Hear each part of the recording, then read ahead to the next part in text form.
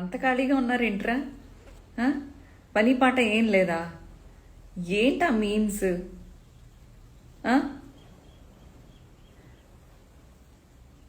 మొన్నటిదాకా బీచ్లో బట్టలు తీసేసి తిరిగేస్తాను అని చెప్పేసి ఫేక్ ప్రచారాలు చేశారు.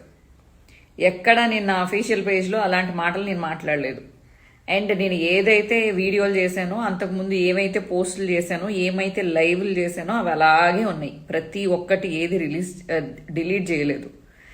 అండ్ ఇప్పుడు ఆ బీచ్ వీడియో పక్కన పాడేస్తే, అసలు సారీ, బీచ్లో బట్టలోడు తీస్తాను అనేది పక్కన పాడేస్తే, ఇప్పుడు మళ్ళీ ఇంకొకటి నా మీదే.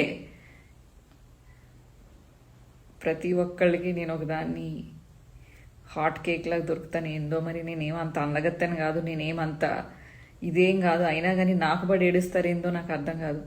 ఇప్పుడు బైరెడ్డి సిద్ధార్థ రెడ్డి గురించి అనవసరంగా ఫేక్ ప్రచారాలు మొదలుపెట్టారు. ఆ అబ్బాయి నేను ఏదో రిలేషన్షిప్లో ఉన్నాము అని చెప్పి, నేనేదో సరదాకి ఎప్పుడైనా బైరెడ్డి బాగుంటాడు, బైరెడ్డి లాంటి మొగుడు వస్తే బాగుంటుంది అలాంటి మాటలు మాట్లాడాను. కానీ నిజంగా నేను ఎప్పుడు బైరెడ్డిని చూడటం కానీ, బైరెడ్డితో ఫోన్లో మాట్లాడటం కానీ, లేకపోతే బైరెడ్డి ఎక్కడ ఉంటాడని కానీ నాకు అసలు తెలీదు.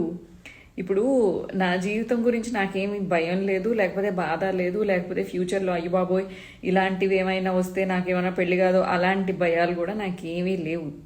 తెగించినోడికి తెడ్డేలింగం అన్నట్టు నా జీవితం ఆల్రెడీ అయింది చాలు, ఇంకా ఇంతకన్నా అవ్వక్కర్లేదు.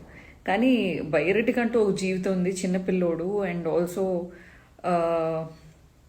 రాజకీయంగా ఇప్పుడిప్పుడే ఎదుగుతున్న పిల్లోడు. అనవసరంగా నేను కొన్ని రోజులు వీడియోలకి దూరంగా ఉండటానికి చాలా చాలా రీజన్స్ ఉన్నాయి. ఇప్పుడు ఆ అబ్బాయి జీవితం పాడు అవ్వకూడదు. ఇలాంటివి ఒక ఆడదానికైనా మగోడికైనా కూడా జీవితం అనేది చాలా ఇంపార్టెంట్. ఇలాంటి రూమర్స్ రాకూడదు. సో ఒక కన్సర్న్ తోటి ఈ వీడియో చేస్తున్నాను.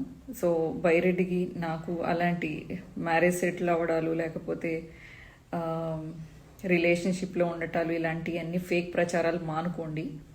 పని లేకపోతే పని చేసుకోండి. అది కూడా అది కూడా చేయలేకపోతే భగవంతుడిని ప్రార్థన చేసుకోండి, చాలా చాలా ఉత్తమం. లేదా ఏదైనా అనాథ శరణాలయాలకు వెళ్ళి, వృద్ధాశ్రమాలకు వెళ్ళి ఏమైనా సేవలు చేసుకోండి, పుణ్యం వస్తుంది. అంటే ఉన్న మాటలు మీరు అనండి. నేనేమన్నా తప్పుగా మాట్లాడితే మీరు నన్ను తిడతారు, అదంతా నేను తీసుకుంటాను. కానీ ఫేక్ ప్రచారాలు చేయకండి. మీరు రాజకీయంగా నేను ఏమైనా మాట్లాడినప్పుడు నన్ను తిట్టండి.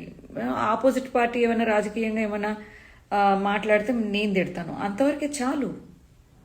కానీ అబద్ధాలు సృష్టించాల్సిన అవసరం లేదు. థ్యాంక్స్.